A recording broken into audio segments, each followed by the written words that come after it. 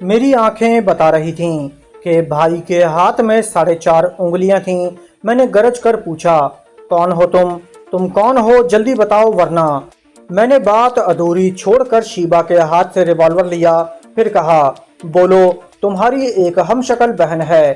تم بھائی بہن مرجانہ کو ایسے کمرے میں لے گئے تھے جس کا فرش گول گھومتا ہے۔ بولو، یہ سچ ہے؟ میں نے غصے میں گولی چلائی۔ اس کا بایاں بازو پہلے ہی زخمی تھا، بائیں ہاتھ کی کلائی میں بھی سوراخ ہو گیا۔ وہ تکلیف کی شدت سے بیٹھنا چاہتا تھا۔ میں نے دوڑ کر چاقو کو زمین پر سے اٹھایا، پھر اس کے پاس آ کر بالوں کو مٹھی میں جکڑ کر دوبارہ کھڑا کر دیا۔ اس کے دائیں پنجے کو درخت کے تنے پر رکھ کر ہتھیلی میں چاقو پیوست کر دیا۔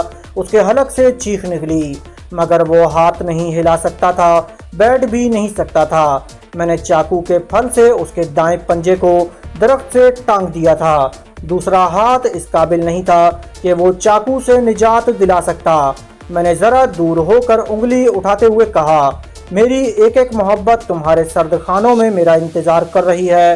بتا دو، مجھے وہاں پہنچا دو، ورنہ خدا کی قسم تمہاری لاش نہیں گراؤں گا، تمہیں تڑپا تڑپا کر زندہ رکھوں گا اور تمہاری آخری سانس تک اپنی محبتوں کا پتہ پوچھتا رہوں گا۔ شیبہ حیرانی سے میری باتیں سن رہی تھی اور سمجھ رہی تھی کہ سونیا، رسونتی اور آلا بی بی وغیرہ کا سراغ ملنے والا ہے۔ میں نے ایلمانڈو کے سامنے ایک طرف سے دوسری طرف جاتے ہوئے کہا، میں نہیں جانتا کہ دونوں بھائی بہن کے ہاتھوں میں 4.5 انگلیاں کیوں کر ہیں۔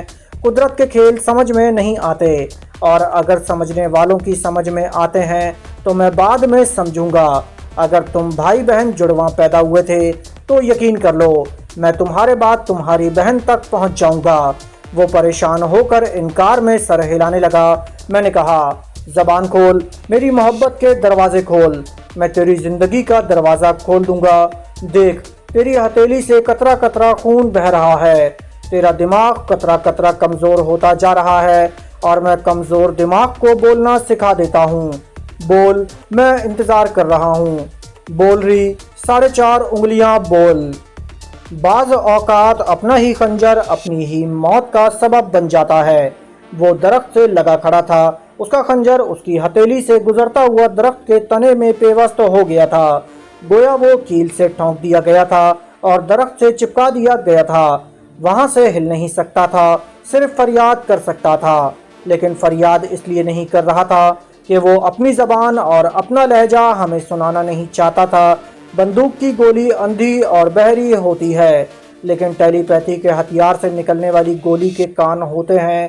وہ زبان اور لہجے کی طرف جاتی ہے اور دماغ میں پیوست ہو جاتی ہے۔ پہلے اس کا دایاں بازو زخمی ہوا تھا، خون پہلے ہی کافی بہہ چکا تھا۔ جہاں ہتھیلی میں خنجر پیوست ہوا تھا وہاں بھی خون کی مقدار بس اتنی ہی رہ گئی تھی کہ بوند بوند لہو ٹپک رہا تھا۔ درخت سے ٹیک لگا کر کھڑے رہنے کے باوجود اب اس کے پاؤں میں سکت نہیں رہی تھی، جسم کمزور ہو چکا تھا، سر گھوم رہا تھا، آنکھیں کمزوری سے بند ہونا چاہتی تھیں، مگر وہ پلکیں جھپک کر آنکھیں کھول دیتا تھا، دیدے پھاڑ پھاڑ کر میری طرف دیکھتا تھا۔ میں نے قریب آ کر اس کے جبڑوں کو سختی سے تھام کر جھنجھوڑتے ہوئے کہا، ایلمانڈو، اب بھی زبان کھول دو، میں تمہاری ہتھیلی سے خنجر نکال رہا ہوں۔ میں نے خنجر کو ہتھیلی سے کھینچ لیا، پھر اس کی آنکھوں میں آنکھیں ڈال دیں۔ میں اب اس کے کمزور دماغ میں تو پہنچ سکتا تھا، مگر اس کی سوچ کا کوئی لہجہ، کوئی زبان ضروری تھی، اور جو زبان وہ بولتا آیا تھا وہ میرے لیے اجنبی تھی۔ میں اس کی آنکھوں کے ذریعے اس کے دماغ میں اتر کر اس کی کمزوری اور شکست خوردی کو سمجھ رہا تھا۔ یہ بھی جلد سمجھ میں آ گیا کہ وہ انگریزی نہیں جانتا ہے۔ میں نے اسے چھوڑ دیا، وہ گھاس پر گر کر رہنے لگا۔ میں نے شیخ الفارس سے رابطہ قائم کیا، پھر ان سے کہا، مجھے فوری طور پر ہیلی کاپٹر کی ضرورت ہے۔ میں نے مختصراً بتایا کہ کس طرح شیبہ میرے پاس پہنچی ہے، اور ایک ایسا شخص میرے پاس ہے جس کے ذریعے ہم سونیا، رسونتی اور آلا بی بی کا سراغ لگا سکتے ہیں، اس پر اسرار دشمن تک پہنچ سکتے ہیں۔ میری تمام باتیں سننے کے بعد شیخ الفارس نے کہا، فکر نہ کرو، ہم جلد سے جلد تمہیں ہیلی کاپٹر پہنچائیں گے۔ ہمارے ہاں ایسی زبان جاننے والے بہت سے لوگ ہیں، ہم اس سے سب کچھ اگلوا لیں گے۔ میں نے ایلمانڈو کی طرف دیکھا، वो घास पर चारों शाने चित पड़ा हुआ था, रुक रुक कर सांस ले रहा था। यूं लगता था अब तब में दम निकलने वाला हो। मैंने सोचा अगर बाबा साहब के इदारे से या पेरिस के किसी फ्लाइंग क्लब से हेलीकॉप्टर आएगा तो कम से कम 2-2.5 घंटे लगेंगे। उस वक्त तक ये जानवर न हो सकेगा। मैंने चुपके से शेखुल फारिस के दिमाग में पहुंचकर देखा वो किस तरह के इंतजामात कर रहे हैं। वाकई वो हमसे ज़्यादा ज़हीन और मामला फहम थे। उन्होंने लंदन में रहने वाले मातहतों से रब्ता कायम किया था। उन्हें हिदायत दे रहे थे कि फ़ौरन एक हेलीकॉप्टर लेकर फरहाद के पास पहुंचा जाए। वो ट्रांसमीटर के ज़रिए हिदायत दे रहे थे। मैंने कहा मैं आपके उस मातहत की आवाज़ सुन रहा हूँ, उसके दिमाग में पहुँच जाऊँगा। हेलीकॉप्टर में जो भी आएगा मैं दिमागी राब्ते के ज़रिए उसे हिदायत देता जाऊँगा। वो हमारे पास पहुंच जाएगा। एक डॉक्टर और ज़रूरी तिब्बी इमदाद का सामान ज़रूर भेजा जाए। शीबा मुझे गौर से देख रही थी। फिर उसने पूछा क्या तुम ख्याल ख्वानी में मसरूफ़ हो? मैंने पूछा क्या तुम कुछ कहना चाहती हो? उसने हाँ के अंदाज में सर हिलाया। मेरे करीब आई, फिर सर झुकाकर बोली मेरे मोहतरम रब्बी परेशान होंगे, मेरा इंतज़ार कर रहे होंगे। उनकी परेशानी का हल मेरे पास नहीं है। कोई उड़न खटोला होता तो उसमें बैठकर तुम पहुंच जाती। मेरा मतलब ये नहीं है, मैं वहां जाना नहीं चाहती। जाऊंगी तो फिर ये खुली फिजा नसीब नहीं होगी। बेहतर है तुम उनसे दिमागी राब्ता कायम करो। इस तरह मालूम होगा कि वो तुम्हें इस जंगल से निकालने के सिलसिले में क्या कर रहे हैं। वो अपनी 2 उंगलियों के नाखूनों से खेलने लगी। फिर उसने बड़ी बड़ी कटोरा जैसी आंखें उठाकर मुझे देखा। मैंने पूछा क्या बात है? वो हिचकिचाते हुए बोली मैं मोहतरम रब्बी को नहीं बता सकती कि तुम्हारे साथ हूँ। मैंने कब कहा है कि उन्हें बताओ? ये बात उन्हें मालूम नहीं होना चाहिए। वो पूछेंगे मैं किसके साथ हूँ? सीधी सी बात है तुम लकी वाटसन के साथ हो। ये कहते ही मैं शीबा के दिमाग में पहुँच गया। उसने ख्याल ख्वानी की परवाज़ की। रब्बी असफंदियार ने पूछा क्या तुम हो? जी हाँ मैं शीबा हूँ। उन्होंने एक गहरी सांस ली। दिमाग के तारीख खाने में अगर कोई पहुँचे और वो योगा का माहिर हो तो फ़ौरन महसूस कर लेता है, लेकिन एक सोच के लिए रास्ता खोले तो दूसरी सोच की लहर भी उस रास्ते से गुजरकर दिमाग के अंधेरे में छुप सकती है। इस तरह उसे दूसरी सोच की लहर का पता नहीं चलता। मैं पहले भी शीबा के ज़रिए उनके दिमाग में पहुंच सकता था, लेकिन एहतियातन ऐसा नहीं किया।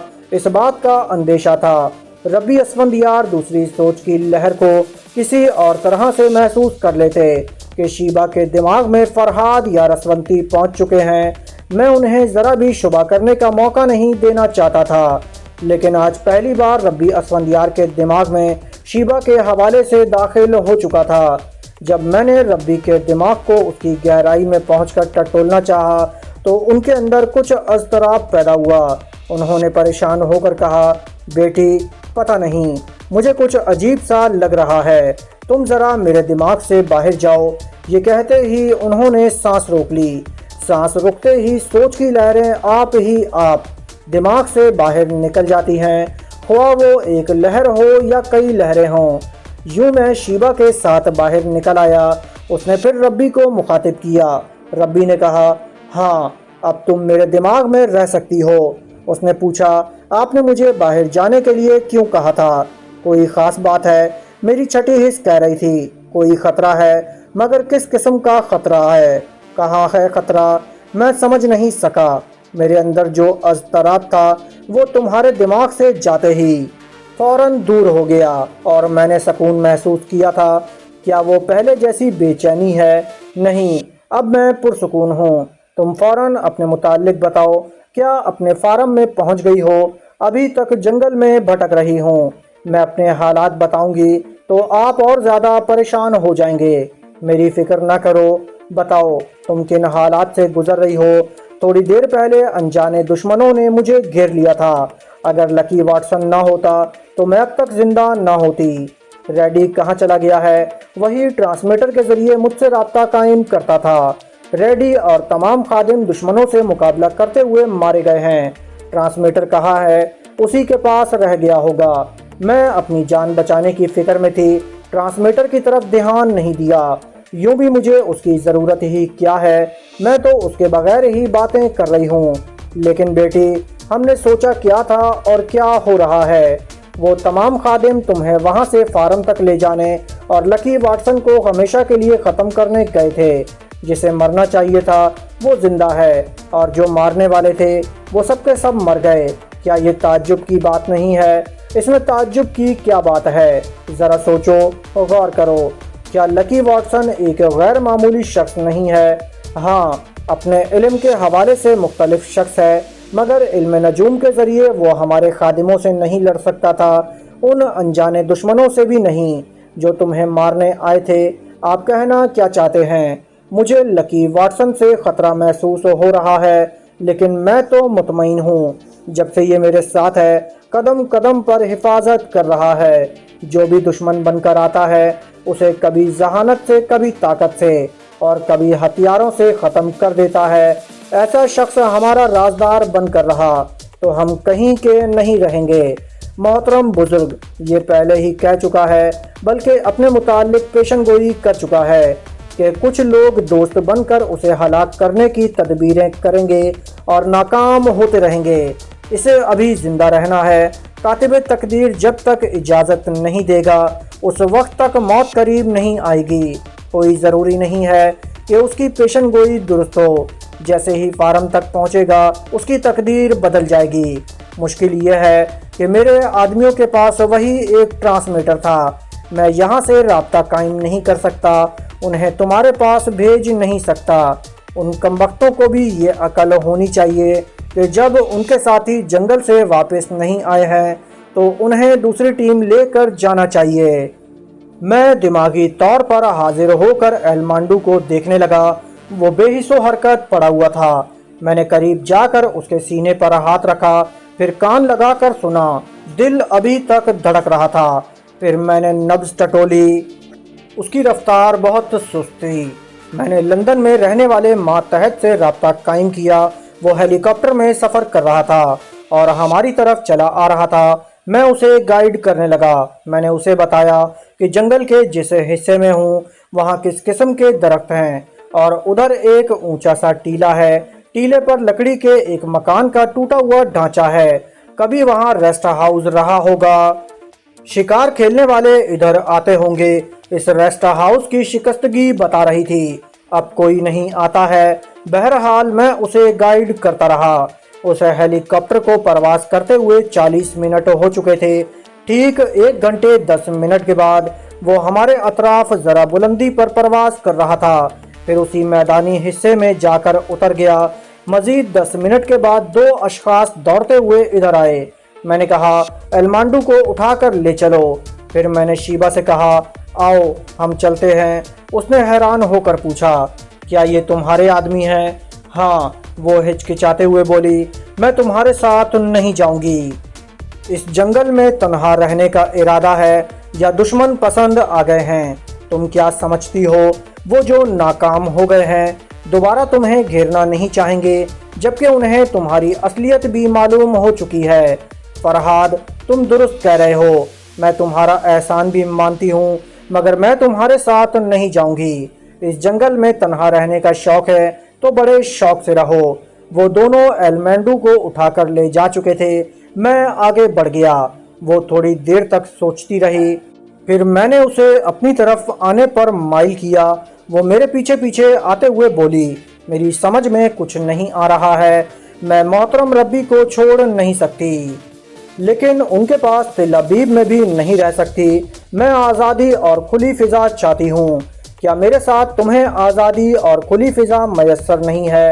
ہے تو صحیح، مگر تم ہاں ہاں بولو۔ میں حسین لڑکیوں پر ڈورے ڈالتا ہوں، انہیں دوست بناتا ہوں، پھر ان کے ٹکڑے ٹکڑے بوٹی بوٹی کر کے ان کا اچار چٹنی مربع بنا کر ہوس کے شو روم میں سجا دیتا ہوں۔ یہ جھوٹ تو نہیں ہے؟ تمہاری ساتھی عورتیں جو، میں نے بات کاٹ کر کہا، تمہیں ان عورتوں سے جا کر پوچھنا چاہیے، معلوم کرنا چاہیے کہ انہوں نے میرا ساتھ دینا کیوں پسند کیا۔ عورتیں یہ تو شکایت کرتی ہیں کہ مرد ہوس پرست ہوتا ہے، لیکن وہ ایک عورت کے ہوتے ہوئے اس کی سوکن بن کر چلی آتی ہے۔ 1 سوکن نہیں، 2 سوکن نہیں، کئی سوکنیں۔ اس وقت یہ کیوں بھول جاتی ہیں کہ کہ دنیا میں صرف ایک ہی مرد نہیں ہے، لاکھوں ہیں، کروڑوں ہیں، اربوں ہیں۔ اگر کئی عورتیں ایک ہی مرد کی ہمسفر بن کر رہنا چاہتی ہیں تو اس میں اس ایک مرد کا نہیں، ان عورتوں کا قصور ہے۔ یہ بات اگر تمہاری سمجھ میں نہیں آتی ہے تو تم اسی جنگل میں رہو، میں نے تمہیں اپنے پیچھے آنے کے لیے تو نہیں کہا ہے۔ میں سمجھ رہی ہوں، عورتیں جب مجبور ہوتی ہیں تب ہی ایک مرد کا سہارا لینے کے لیے اس کا ہاتھ پکڑتی ہیں، کیونکہ عورت کی فطرت میں وفاداری اور محبت کوٹ کوٹ کر بھری ہے، اس لیے وہ ایک مرد کے بعد کسی دوسرے مرد کا تصور نہیں کرتی، اس طرح اسی ایک مرد کے جال میں پھنس کر رہ جاتی ہیں۔ میں تمہیں خدا کا واسطہ دیتا ہوں، میرے جال میں ہرگز نہ پھنسنا۔ تم اس وقت میں مصیبت میں ہو، میں تمہیں مصیبت سے نکالنا چاہتا ہوں، میں تمہارے فارم میں نہیں جانے دوں گا۔ کیوں نہیں جانے دو گے؟ تم آزادی اور کھلی فضا چاہتی ہو۔ ربی کو جب سے یہ معلوم ہوا ہے کہ تم جنگلات میں بھٹک رہی ہو اور انجانے دشمن بھی تمہیں اغوا کرنا چاہتے ہیں تو اب اس کا فیصلہ بدل گیا ہوگا۔ وہ تمہیں کبھی آزاد نہیں چھوڑے گا، تمہیں تل ابیب کے اسی خوبصورت سے شیش محل میں لے جائے گا جو تمہارے لیے قید خانہ بنا ہوا تھا۔ تم مجھے کہاں لے جا رہے ہو؟ میں جہاں بھی جا رہا ہوں وہ جگہ تمہیں پسند نہ آئے تو میرا وعدہ ہے تم ہر حال میں آزاد رہو گی، وہاں سے جب جانا چاہو گی کوئی تمہیں نہیں روکے گا۔ وہ ذرا مطمئن ہو گئی۔ ہم ہیلی کاپٹر میں سوار ہو گئے۔ ہیلی کاپٹر کے پچھلے حصے میں ایلمانڈو کو لٹا دیا گیا تھا، اسے فوری طور پر طبی امداد پہنچائی جا رہی تھی۔ ہیلی کاپٹر پرواز کرنے لگا تھا۔ میں نے سوچ کے ذریعے کہا، ابھی ربی اسفندیار سے رابطہ قائم نہ کرنا، ورنہ تمہیں بتانا ہوگا کہ یہاں سے جا رہی ہو۔ یہ بات ابھی نہ صحیح، بعد میں انہیں معلوم ہو جائے گی۔ تم 2 گھنٹے بعد ان سے رابطہ قائم کرنا اور کہنا کسی نے تمہارے سر پر شدید ضرب لگائی تھی اور تم بے ہوش ہو گئی تھیں۔ اب آنکھ کھلنے پر اپنے آپ کو کسی اجنبی جگہ پا رہی ہو، مگر کس جگہ؟ جو تمہارے دل میں آئے کہہ دینا، بعد میں ہم اس بات کو نبھا لیں گے۔ شیخ الفارس نے اپنے ماتحتوں کو جو طریقہ کار بتایا تھا اس پر عمل کیا جا رہا تھا۔ ہمارا ہیلی کاپٹر لندن کے ایک فلائنگ کلب تک پہنچا، وہاں سے ہم کار میں بیٹھ کر دوسرے فلائنگ کلب میں پہنچے۔ ہمارے لیے دوسرا ہیلی کاپٹر تیار تھا، ہم اس کے ذریعے پیرس پہنچ گئے۔ پیرس کے اس فلائنگ کلب سے ہم نے کار کے ذریعے سفر کیا اور دوسرے فلائنگ کلب پہنچ کر بابا صاحب کے ادارے کے خاص ہیلی کاپٹر میں سوار ہوئے۔ آخر ادارے کے احاطے میں پہنچ گئے۔ اتنی احتیاط اس لیے برتی گئی کہ ربی اسفندیار یا دوسرے انجانے دشمن یہ معلوم کرنا چاہیں کہ شیبہ ہیلی کاپٹر سے کہاں گئی ہے تو آئس آف مین کے فلائنگ کلب سے پتہ چلے گا کہ ایک ہیلی کاپٹر لندن سے آیا تھا اور فلاں وقت واپس گیا۔ پھر لندن کے اس فلائنگ کلب سے رابطہ قائم کیا جائے گا تو رپورٹ ملے گی کہ یہاں شیبہ لکی واٹسن اور کچھ لوگوں کے ساتھ پہنچی تھی، پھر کار میں بیٹھ کر کہیں چلی گئی۔ یہ معلوم نہ ہو سکے گا کہ وہاں سے ہم دوسرے فلائنگ کلب میں گئے تھے، کیونکہ دوسرے فلائنگ کلب وغیرہ سے کتنے ہی ہیلی کاپٹر مختلف ممالک کی طرف پرواز کرتے رہتے ہیں۔ لکی واٹسن شیبہ کو لے کر کس ملک میں گیا ہے یا وہیں رہ گیا ہے یہ جاننا بہت دشوار ہوگا۔ ایلمانڈو کو ہیلی کاپٹر سے اتار کر فوراً ہی ایمرجنسی وارڈ میں پہنچایا گیا۔ شیبہ نے حیرانی سے چاروں طرف دیکھتے ہوئے پوچھا، یہ کون سی جگہ ہے؟ یہ بابا فرید واسطی کا ادارہ ہے۔ اس نے چونک کر مجھے دیکھا، پھر کہا، میں سمجھ رہی تھی ضرور تم مجھے ایسی جگہ لاؤ گے جہاں سے نکلنا ناممکن ہو جائے گا۔ تم غلط سمجھ رہی تھیں۔ دوستو، اس قسط کا اختتام یہیں کیا جاتا ہے۔ جانے سے پہلے اس ویڈیو کو لائک کیجئے، چینل کو سبسکرائب کیجئے۔